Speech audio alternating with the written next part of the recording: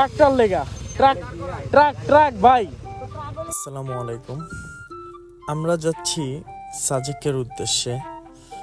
যদিও আমরা রাত 12টার দিকে রাইড স্টার্ট করেছি, কিন্তু ওয়েদার খারাপ থাকার কারণে ইভেন আমাদের অনেকগুলো রাইডার ভাই মাঝপথ থেকে ওঠার কারণে শুরু করব করে করা হয়নি। রাতে ওয়েদারটা খারাপ ছিল, তাই ক্যামেরা অন করতে পারিনি। এখান থেকে এখন আমরা আছি কুমিল্লার পার হয়ে ফেনীর কিছুটা আগে। এখান থেকে আমরা রাইড স্টার্ট করেছি। আমরা কুমিল্লায় বিরতি নিয়েছি। এখন আমরা আবার যাত্রা স্টার্ট করেছি। চলতে চলতে চলে আসলাম বারৈহাট। এখন বাজে 6:30। যদিও বারৈহাট আমাদের থাকার কথা ছিল 4টা বাজে, তারপর ফজর নামাজ শেষ করে আমরা বারৈহাট থেকে রওনা দিব। কিন্তু ওয়েদার ডিমান্ড থাকার কারণে আর রাস্তার অবস্থা খুব একটা ভালো ছিল না, তাই আমাদের খুব অনেকটাই দেরি হয়ে যায়। তো এখন 6:30 বাজে। আমাদের যত দ্রুত সম্ভব আমরা বাকাইহাটের দিকে চলে যাব আমাদের 10:30টার যে স্কট, সেই স্কটটা ধরার জন্য। সামনে আছে রিপন ভাই, তারপরে হচ্ছে সাইফুল ভাই, তারা সামনে আছে। থার্ড অপশনে হচ্ছে আমি। দেখা যাক আমরা 10:30টার স্কট ধরতে পারি কিনা, কারণ হচ্ছে আমাদের আরেকটা ব্রেক দেওয়ার কথা ছিল। সেখানে হচ্ছে আমরা ফুয়েল লোড করব, তারপরে হচ্ছে আমরা ব্রেকফাস্ট করব। অনেকেই ব্রেকফাস্ট করেনি এত সকালে।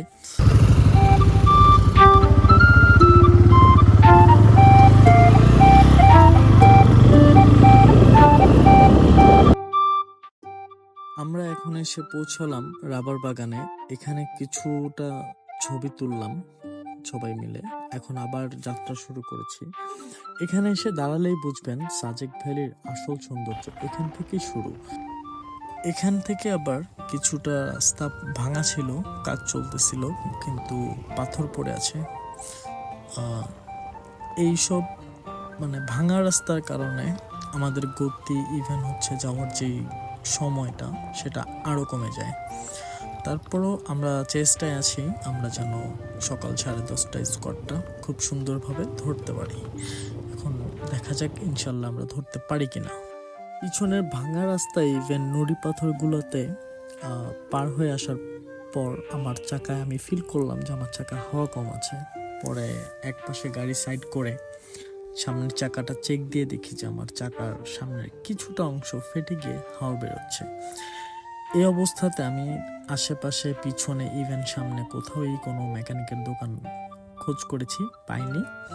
তো বাধ্য হয়েই আমাকে এই খারাপ কন্ডিশনেই আমাকে বাকিটুকু পথ পার হতে হবে।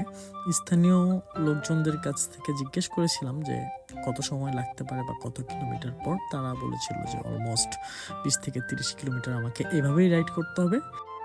অবশেষে 25 কিলোমিটার রাইড করার পর আমি একটা মেকানিকের দোকান পাই। সেখান থেকে আমার চাকার লিকটা সারিয়ে ইভেন চাকাতে একটু নতুন একটা জেল ভরে তারপরে হচ্ছে আমি আমার গন্তব্য শুরু করেছি। চলুন আমরা কিছু সময় এই রাস্তাটাকে উপভোগ করি।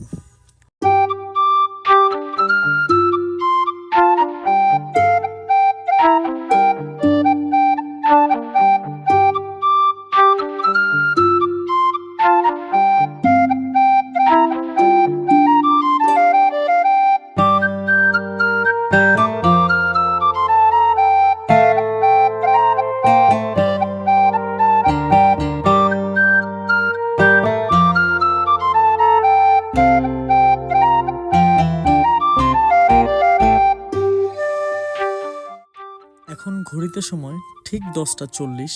আমরা বাঘাইছড়ি আর্মি ক্যাম্পে চলে আসছি 10:28 মধ্যেই। তারপর আমাদের সকল বাইক রেজিস্ট্রেশন করতে, এন্ট্রি করতে যেটুকু সময় নিয়েছে তা সেনাবাহিনীর যে ভাইয়েরা রয়েছে তারা আমাদেরকে সময় দিয়েছেন। এখন আমরা বাঘাইছড়ি থেকে ডিরেক্ট সাজেক রুইলুই পাড়ার উদ্দেশ্যে রওনা দিচ্ছি।